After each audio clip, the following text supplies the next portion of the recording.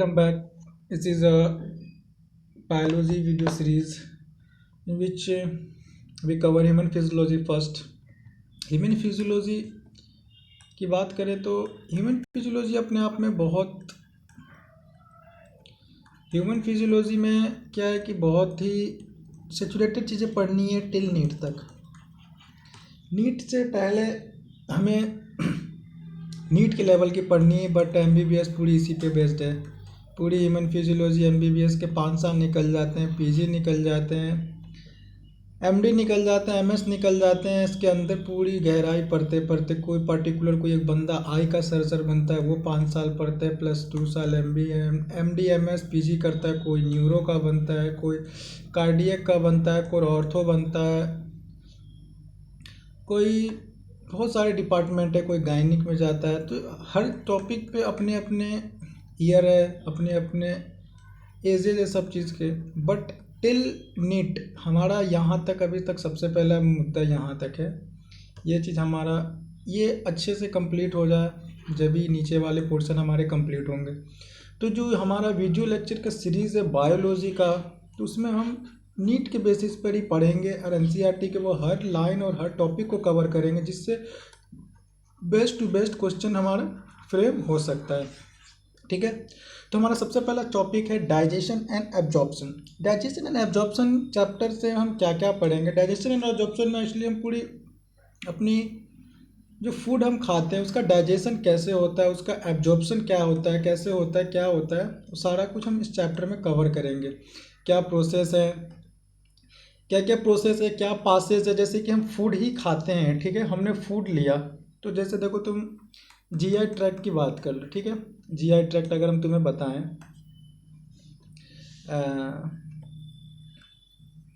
ठीक है, तो देखो पहले हमारी फूड कहाँ जाती है, माउथ में जाती है।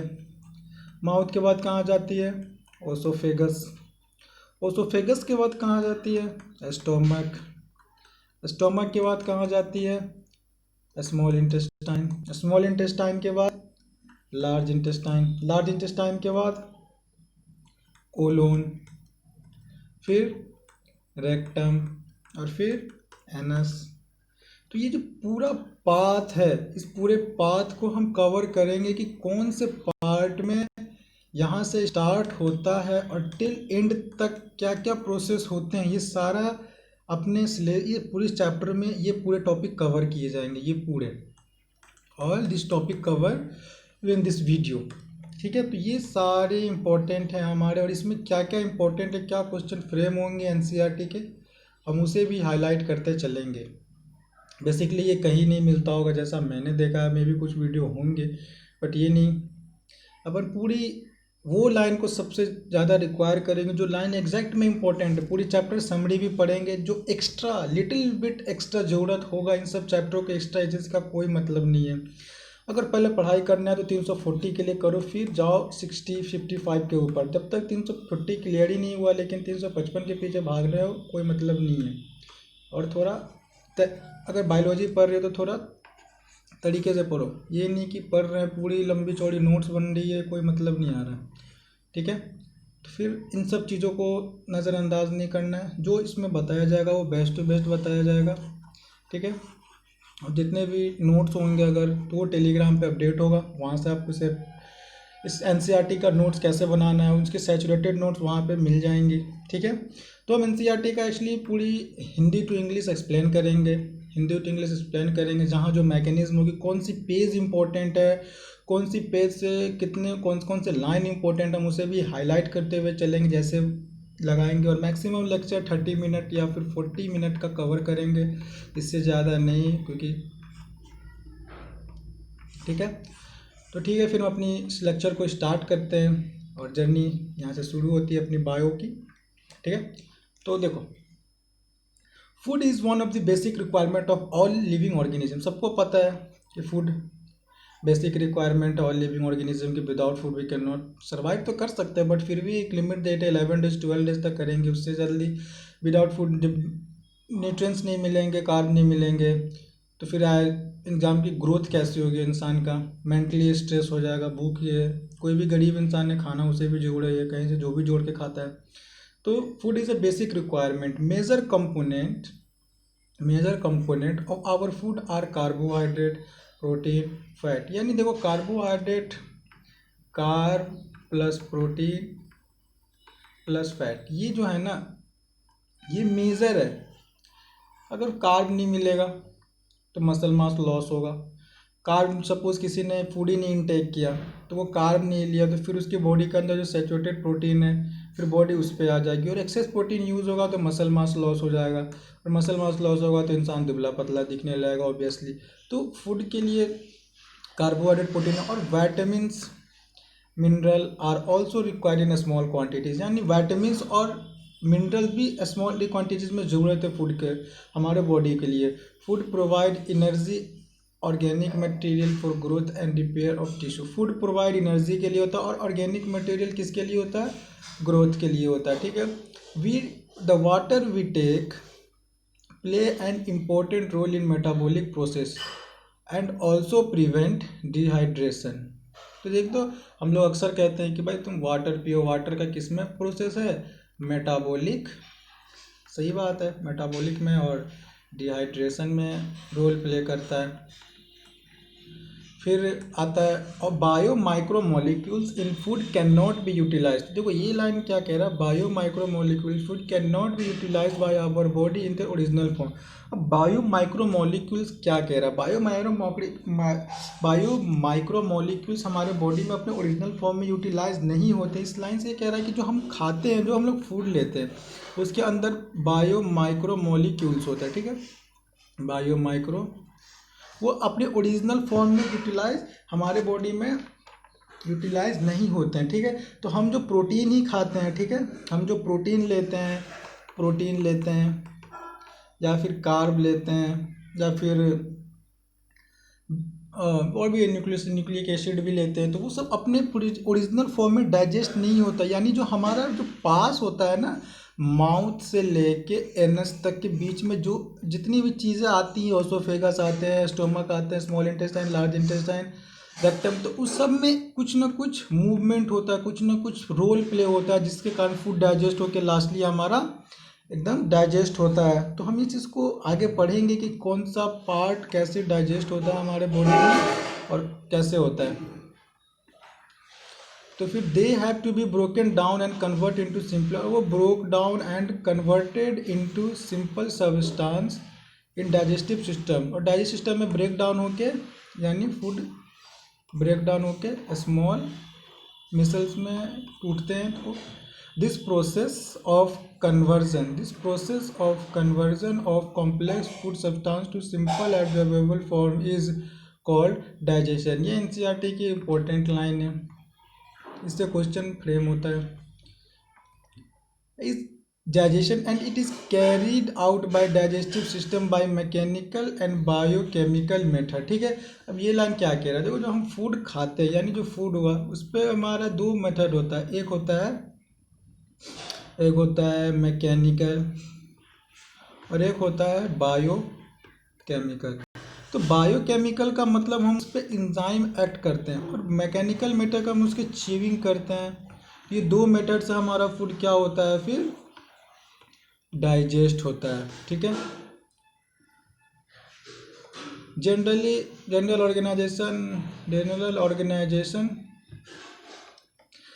Organisation of the human digestive system is shown in. अभी आगे के पढ़ना। और अगर हम बात करें इस टॉपिक में हमारा कौन सा बेस्ट है, तो यहाँ पे एक कार्बोहाइड्रेट वाला, कार्ब, प्रोटीन और फैट्स होते हैं। एक्चुअली मैंने टेस्ट वगैरह में डायरेक्ट एनसीईआरटी से क्वेश्चन फ्रेम होंगे तो यहाँ से पूछ सकते हैं, नीट के बेसिस पे नहीं, मैं टेस्ट के बेसिस पे क्वेश्चन को हाईलाइट कर रहा हूँ।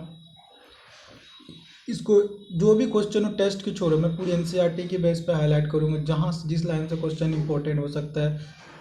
एक तो ये कन्वर्टेड इनटू, एक तो plain important role and metabolic, यहाँ पे कह सकते हो organic material for growth and repair. एक ये है, एक ये कार्ब, प्रोटीन, फैट्स होता है, विटामिन्स, मिनरल्स स्मॉल क्वांटिटीज़ होते हैं रिक्वायरमेंट, बट ये उतना मोर देन इम्पोर्टेंट नहीं है, ठीक है। डाइजेशन का ये एग्जाम डिफिनीशन, ठीक है। Let's proceed further. अब हम पढ़ते हैं अपना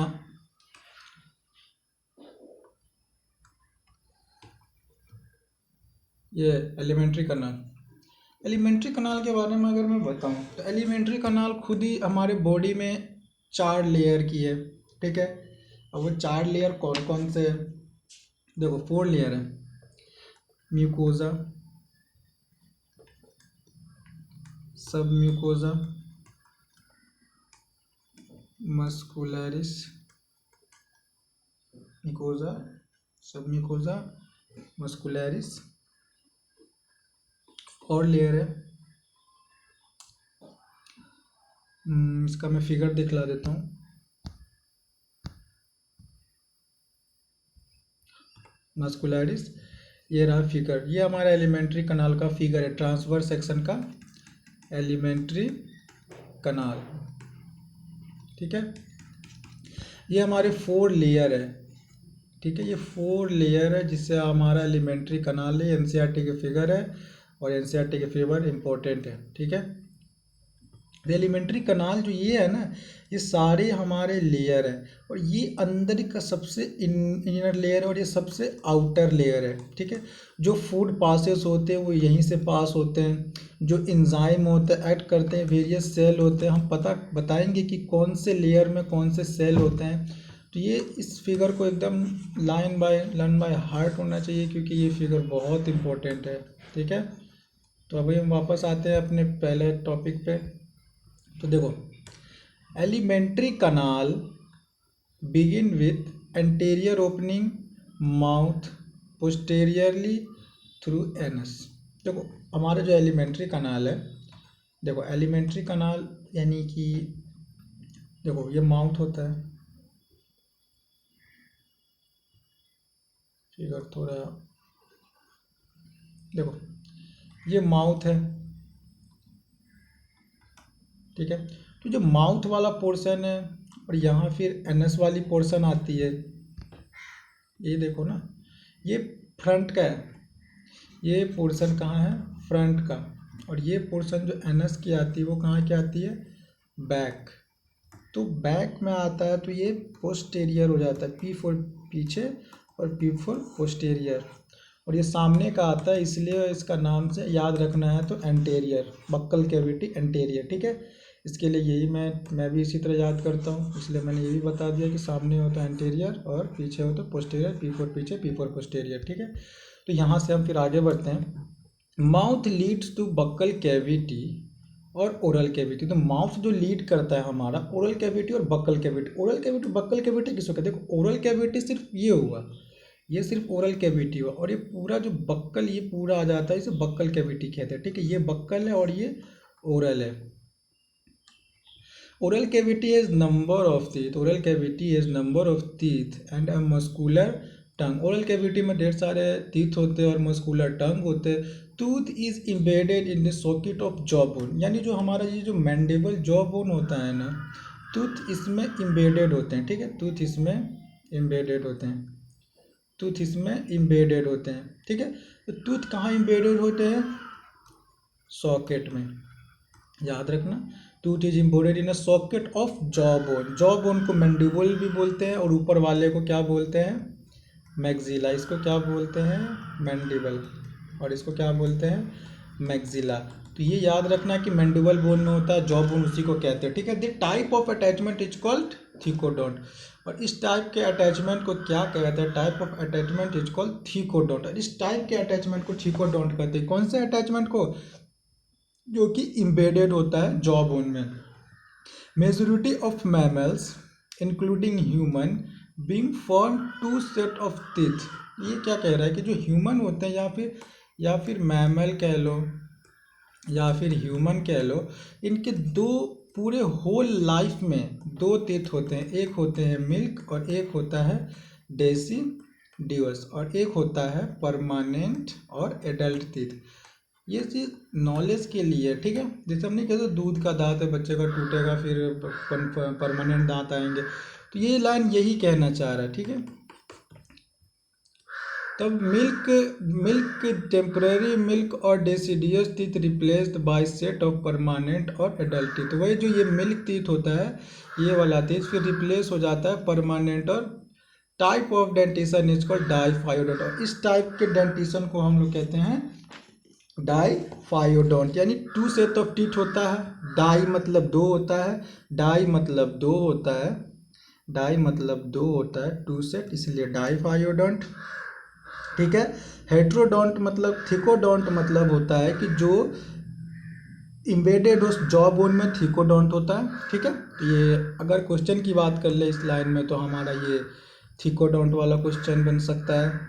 हमारे ह्यूमन बीइंग में कौन कौन सी, ये तीनों एक साथ पूछ देते हैं, डाइफायोडोंट, थिकोडोंट, और एक होता है हेट्रोडोंट, जो कि मैं आगे पढ़ाऊंगा। 4 टाइप के दांत होते हैं, उसे हम लोग हेट्रोडोंट कहते हैं। तो ये चारों को मिक्स करके पूछ देगा, विच of them of the following have dentition present in human being, और तुम्हें चारों याद होगा जब भी तुम टिक मार पाओगे। ठीक है। टूथ में इम्बेडेड होता है, ये कोई क्वेश्चन उतनी हार्ड एंड फास्ट नहीं, बट मे भी टेस्ट में तुम्हारे पूछ सकता है। ठीक है। एंड देखो एनएस, एंटेरियर ओपनिंग किसका होता है, माउथ का। पोस्टीरियर ओपनिंग किसका होता है, एनएस का। इससे ज़्यादा आई डोंट थिंक कि कोई क्वेश्चन इससे फ्रेम होगा इस टॉपिक से। ठीक है। Let's proceed further. अब प्रोसीड करते हैं हम आगे। तो प्रोसीड करने से पहले हम यहाँ देख लेते हैं। ठीक है। हमने यहाँ पे जो बताया, ये जो तुम्हें बताया ये सबको पता होगा। यहाँ पे ओसोफेगस है, यहाँ पे फेरिंग्स है। फेरिंग्स को याद रखना। फेरिंग्स किसको कहते हैं, common passage of opening of air and food pipe. यहाँ पे भी ये एयर है और ये फूड पाइप है, और यहीं पर इपिग्लोटिस है। ठीक है। कार्टिलेजिनस फ्लैप होता है जो कि एंट्री करता है to entry the enter of food. जब मतलब हम लोग खाते टाइम, मतलब बोलना मना क्यों है, खाते टाइम बोलना इसलिए मना था कि वो जो बोलते समय हमारा हवा भी, तो हमारे बोलते हो तो मुँह से नहीं कहते कि मुंह से हवा निकलता है, बट हवा निकलना मैं यहाँ पे मैं नहीं समझाना चाह रहा। मैं समझाना चाहूँ जब तुम खाते समय बोलोगे तुम्हारा कार्टिलेजिनस फ्लैप ओपन होगा, और कार्टिलेजिनस फ्लैप अगर ओपन होगा तो वो फूड तुम्हारे एयर पाइप यानी कि विंड पाइप में प्रवेश करेगा। जो चला जाएगा तो तुम्हें क्या होगी, खांसी आ जाएगी, इम्प्रोप्रिएट डाइजेशन हो जाएंगे, वॉमिटिंग होने के भी चांसेस हो सकते हैं, बहुत सारी प्रॉब्लम आ सकती है। इसलिए कहते हैं खाते टाइम नहीं बोलने के लिए। तो वो एपिग्लोटिस जो कार्टिलेजिनस फ्लैप है उसका होने का यही रीज़न है। ठीक है। कि तुम्हारे जो फूड की जो एंट्री होती है फूड पाइप में ही जाए, एयर पाइप में ना जाए। वो एयर पाइप को ढक के रखता है जब तुम खाते हो। जैसे तुम अपने एपिग्लोटिस को देखोगे, अपने नेक के पास उंगली रखोगे तो देखोगे तुम थोड़ा सा भी, जैसे कि एक थूक को घोटोगे सलाइवा को, तो फिर तुम देखोगे कि एक मूवमेंट होता है, तो वहाँ पे एपिग्लोटिस होता है। ठीक है। तो यहाँ पे हम तुम्हें बता दें, क्या बता दें बोलो, ओसोफेगस जानते हो? अरे जानते होगे बाबा, मेडिकल वाले बच्चों को नहीं पता तो किसको पता होएगा। ओसोफेगस बोले तो फूड पाइप, जहाँ से मस्त रखता बरकता खाना जाता है, तरकता बरकता खाना जाता है, स्वाद लेते हो। स्टोमक, हिंदी नहीं बताना इसका। इसको में देखो पार्ट होते हैं, एक कार्डियक होता है, एक फंडस होता है, बॉडी होती है, पाइलोरिक होता है। ठीक है। ये पार्ट मैं आगे पढ़ाऊँगा, बट मैं यहाँ पे डाइसेक्शन कह लो या फिर ओरिएंटेशन कह लो, मैं दे रहा हूँ ताकि तुम्हें ईजी हो। और यहाँ पे होता है पाइलोरिक स्फिंक्टर, यहाँ पे होता है इलियोसिकल भाल्व। ये जब भी तुम्हारे क्वेश्चन पूछेगा कि which of them of following valve prevent entry of food from oesophagus to mouth, तो ये वाला तुम्हारा भाल्व होगा। और स्टोमक से ड्यूडेनम में कहेगा तो तुम्हारा ये पाइलोरिक होगा, पाइलोरिक स्फिंक्टर होता है। ठीक है। यहाँ पे इलियोसिकल वाल्व होता है, यहाँ पे तुम्हारा क्या होता है, पाइलोरिक होता है, स्फिंक्टर होता है। स्फिंक्टर मतलब क्या होता है, स्फिंक्टर जस्ट लाइक एक बंद मुट्ठी होता है। यहाँ पे ऐसा ऐसा स्ट्रक्चर रहता है, समझो ऐसा होता है, यहाँ पे ये बंद रहता है, स्टार्टिंग में ये ऐसा बंद रहता है, फिर फूड इसके अंदर आया और ये वापस बंद हो जाता है, तो ये स्फिंक्टर इसी को कहते हैं। ठीक है। और यहाँ से जो तुम देख रहे हो ना, ये वाली पार्ट ग्रीन से बनाता हूँ, ये वाली जो पार्ट देख रहे हो इसका पीछे है। ठीक है। ये जो पोर्शन देख रहे हो ना, ये पीछे से आता है, यहाँ ये रहा। ठीक है। ये भी बताऊंगा पूरी डिटेल, मस्त पढ़ाएंगे अपन तो बायोलॉजी। ड्यूडेनम, पैनक्रियाज, पैनक्रियाज की बात कर लो तो देखो पैनक्रियाज कुछ ऐसा दिखता है अंदर में। ठीक है।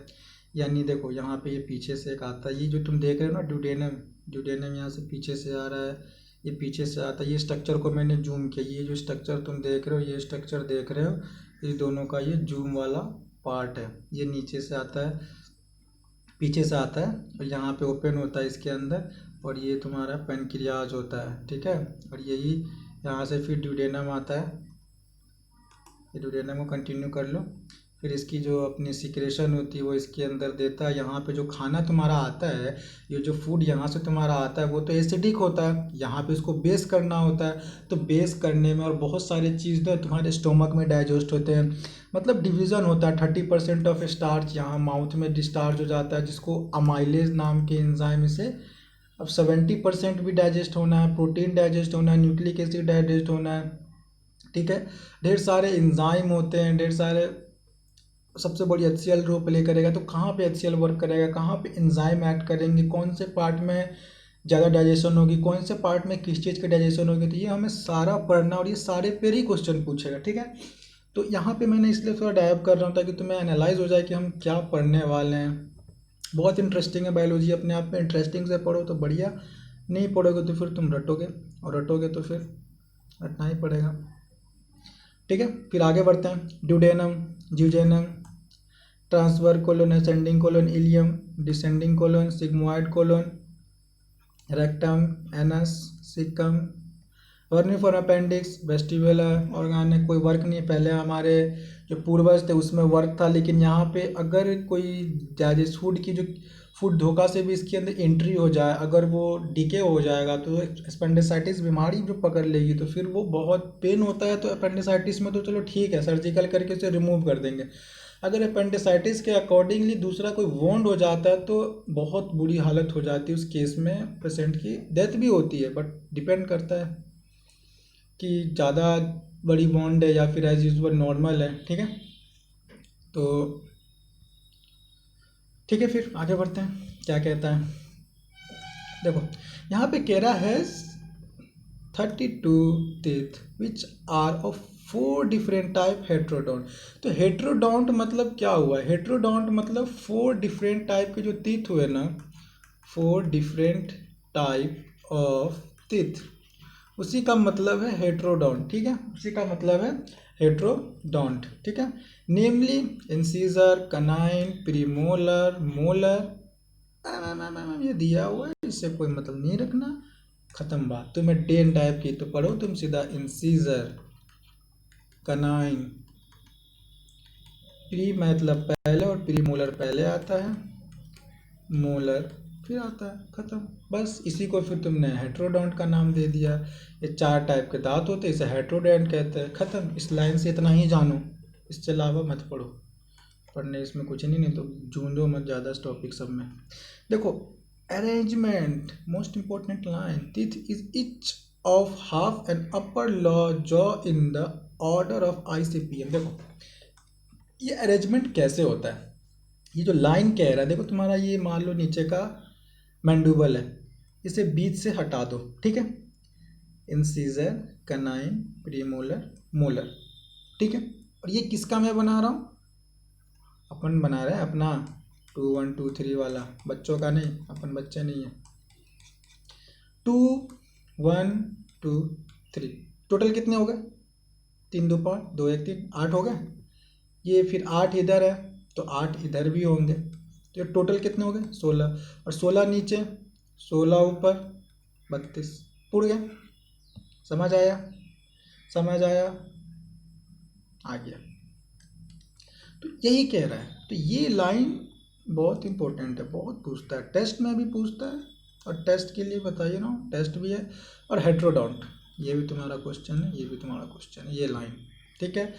और ये तो खैर, अरे यार ऐसा नहीं करो यार, ठीक है। ये 2 1 2 3 2 1 2 3, एक यहाँ पे मैं एक्स्ट्रा ऐड कर दे रहा हूँ कि क्वेश्चन पूछते हैं, क्वेश्चन क्या पूछते हैं कि इन्फेंट का, इन्फेंट एग्जाम इम्पोर्टेंट है, तो मैं यहाँ पे ऐड कर दूँ। इन्फेंट का फॉर्मूला पूछते हैं, इन्फेंट का फॉर्मूला होता है 2120/2102, ठीक है। इतना जानो, ख़त्म बात, इतना जानो, उसको याद करो। अगर नोट्स बना रहे हो, नहीं तो NCERT को मैं सीधा बोलता हूँ, NCERT को नोट्स मानो, ये बुक तुम्हारा नोट्स है, इसको NCERT के लाइन में ये सब मैं समझाने के लिए लिख रहा हूँ, लाइन समझ में आ रही है कि जो लाइन तुम्हें इंपॉर्टेंट लग रही है हाईलाइट उसे ही करो। अगर तुम्हें इस सब बुक के पेजेस का हाईलाइट चाहिए तो मैं नीचे में टेलीग्राम का लिंक दूंगा, वहाँ जाओ, पूरी बेस्ट हाईलाइटेड लाइन तुम्हें एनसीईआरटी की मिल जाएगी। ठीक है, ठीक है, फिर आगे बढ़े। ये तुम्हें याद होना चाहिए, ये एक्स्ट्रा है और ये इंपॉर्टेंट भी है। जो इंपॉर्टेंट है मैं इसी तरह मार्क कर दूंगा।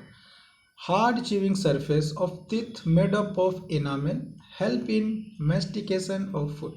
तो हार्ड सरफेस होता है जो कि एनामेल से बना होता है, ये भी कह सकते हो क्वेश्चन है। ठीक है, जो कि मेस्टिकेशन ऑफ फूड को तोड़ने में, काटने में, कुतरने में काम आता है, मेस्टिकेट करने में, स्मॉल पार्ट में बनाने में। The tongue is freely movable muscular organ attach with the floor of oral cavity by frenulum. तो जो हमारा टंग होता है ना, ये टंग जो बकल कैविटी के अंदर देखते हो ना, जब तुम जबान को ना कभी मिरर में जाओ, इसको अप करो, देखो एक ज्वाइंट होता है, तो इसे क्या कहते हैं? फ्रेनुलम कहते हैं, इसे फ्रेनुलम कहते हैं। ठीक है, तो टेस्ट वगैरह में पूछ सकते हैं ये क्वेश्चन, इसे भी क्वेश्चन में मार्क करके रख लो। The upper surface tongue has a small projection called papilla. ठीक है, जो टंग होता है ना हमारा टंग, ये जो टंग है, डिटेल पढ़ो तो इसमें भी बहुत कुछ है। ये जो ऊपर में हमारे टेस्ट बड कहते हैं जिसे, इसमें पैपिला है, पैपिला। तो अपर सरफेस ऑफ टंग है स्मॉल प्रोजेक्शन, ये कैसा प्रोजेक्शन है? Small projection called papilla. ठीक है, विच बियर टेस्ट बड, जिसके पास क्या होता है? टेस्ट बड होते हैं। ठीक है, बियर मतलब टेस्ट बड प्रेजेंट है, कह सकते हो। इसे इरेज कर रहा हूँ। ठीक है,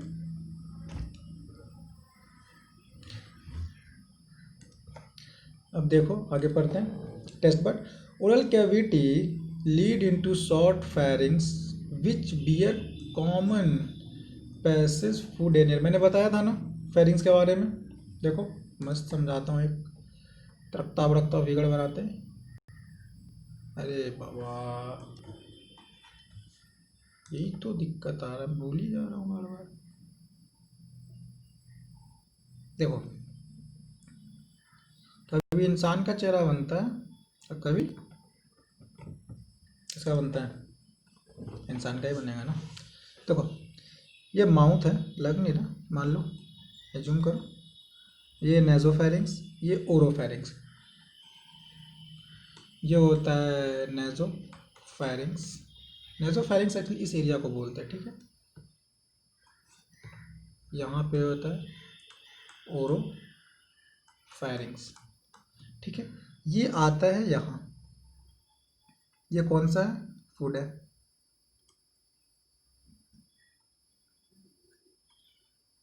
मतलब कि फिगर भी ना,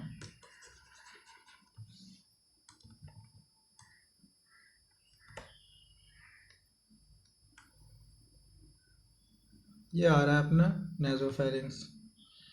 तो देखो, ये आपस में एक दूसरे से क्रॉस करा के देख लो। फिर अगर ऐसे नहीं समझ आए तो क्रॉस करा के देख सकते हो। ठीक है, ये जो आ रहा है ये ओरोफेरिंग्स, आगे हम कंटिन्यू करते हैं। और ये तो कॉमन पैसेज, तो यहाँ पे लाइन क्या कह रहा है? Common passage of food and air. Common passage है फूड ऑफ एयर का, यहाँ से एयर का और यहाँ से फूड का। तो इसी को कहते हैं, इस एरिया को कहते हैं फायरिंग्स। ठीक है, टेंशन मत लो, इसमें कोई ये समझाने के लिए था, इससे ज़्यादा कुछ नहीं। ठीक है, अब देखो, ये तुम्हारा लाइन भी इम्पोर्टेंट है। कॉमन पैसेज को फेरिंग्स कहते हैं, ये याद रखना। Oesophagus and trachea wind pipe open into pharynx.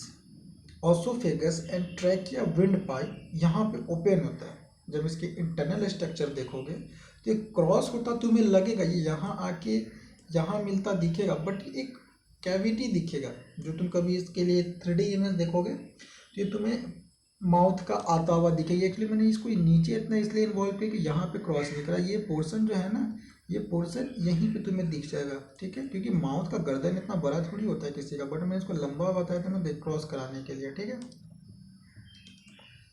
Cartilaginous flap called epiglottis, और यहीं पे कार्टिलेजिनस फ्लैप होता है जिसे हम क्या कहते हैं, एपिग्लोटिस कहते हैं। क्या कहते हैं, epiglottis. Prevent the entry of food into glottis, prevent the entry of food into glottis, open of the wind pipe during swelling.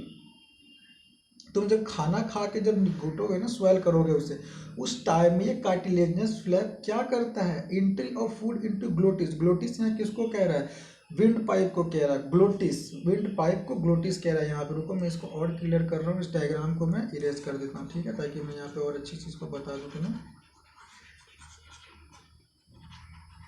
ठीक है।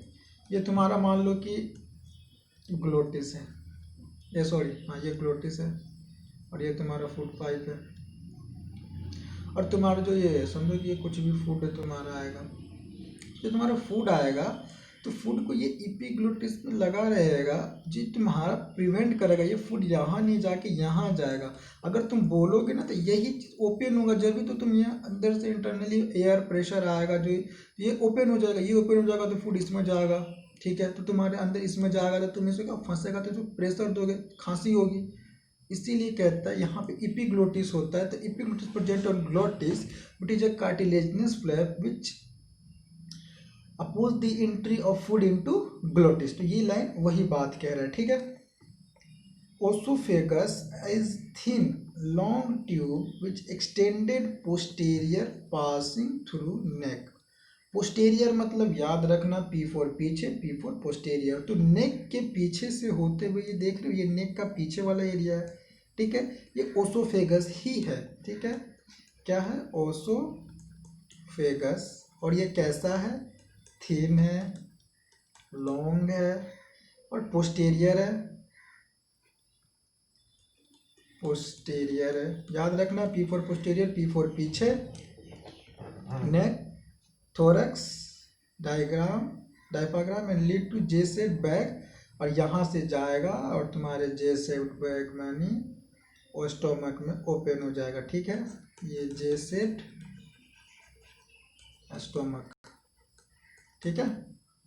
यहाँ तक क्लियर, यहाँ तक कोई परेशानी। बात कर ले इस टॉपिक में कॉमन पैसेज होता है जिसे हम फेरिंग्स कहते हैं, थोड़ा पढ़ लेना, इंपॉर्टेंट में उतना नहीं बता रहा, बट फिर भी जो फ्रेशर्स होंगे उनके लिए पढ़ो। कार्टिलेजिनस फ्लैप, ठीक है।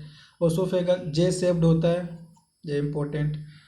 ओसोफेगस पोस्टीरियर जाता है इंटीरियर, ये भी पढ़ लो, ध्यान दे देना, ठीक है। ख़त्म बात। नेक्स्ट आओ, मैंने पहले ही बताया जैसे स्ट्रक्चर लाइक क्या होता है, स्टोमक, ठीक है। A muscular sphincter gastrooesophageal regulate the opening of oesophagus into stomach. मैंने वहाँ पे बताया था, आई थिंक मैंने वहाँ पे इलियोसिकल वाल्व बोल दिया था, जो कि गलत है शायद, या maybe I be mistake कि दोनों उसी का नाम है, बट फिलहाल अभी जो मैं पढ़ रहा हूँ गैस्ट्रिक ओसोफेजियल, यानी जो हमारा ये जो ओसोफेगस होता है ना, जो ओसोफेगस, ये जो यहाँ पे वाल्व लगा हुआ है, ठीक है, ये यहाँ पे वाल्व लगा हुआ है जिसका नाम है गैस्ट्रो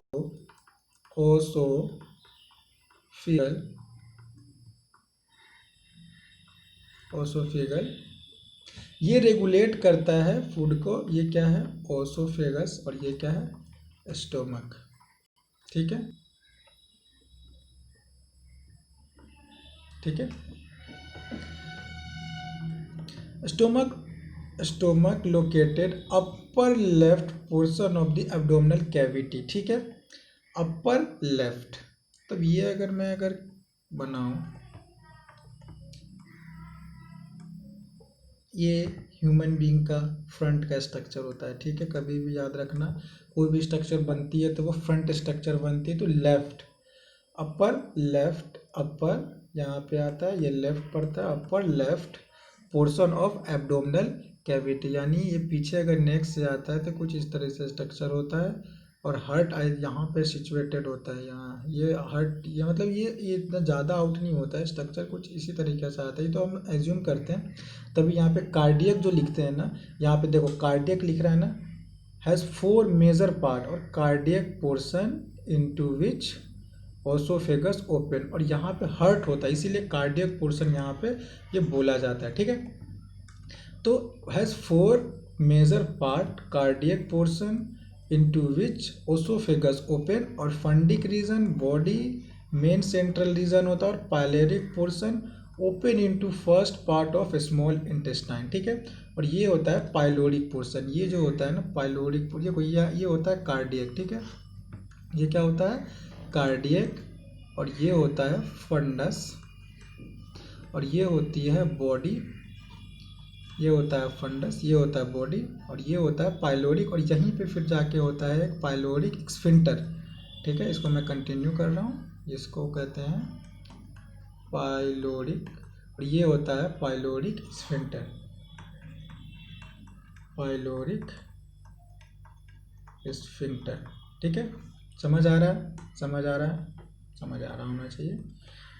स्मॉल इंटेस्टाइन में ये अब जाके कहाँ ओपन होता है, ये ड्यूडेनम आता है, ये ड्यूडेनम आ गया अपना, ये जो पोर्शन है duodenum, small intestine is distinguish into 3 region, ठीक है, और सी शेप्ड होता है, सी शेप्ड ड्यूडेनम, ठीक है।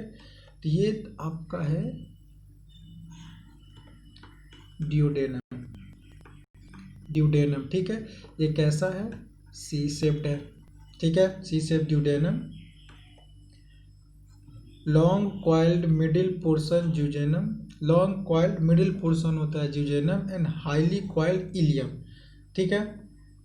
अब यहाँ से आगे जाने के बाद तुम्हें दिखेगा, यहाँ से फिर आएगा आगे, ये अंदर की इंटरनल ही है, ठीक है, ड्यूडेनम ज्यूजेनम इलियम, जैसे कि मैंने यहाँ फिगर में दिखलाया था, देख रहे हो, जेजुनम, ये अंदर आके अपने लार्ज इंटेस्टाइन के अंदर कैसे मिक्सिंग है, ठीक है, ज्यूजेनम इलियम, यहाँ से अपना इलियम आ रहा है, ठीक है, इलियम ये रहा, ये ड्यूडेनम ज्यूजेनम और इलियम, ठीक है। ये सी शेप दिख रहा है, ये हाईली क्वाइल दिख रहा है, ये लॉन्ग है, ठीक है। देखो यहाँ पे क्या कह रहा है,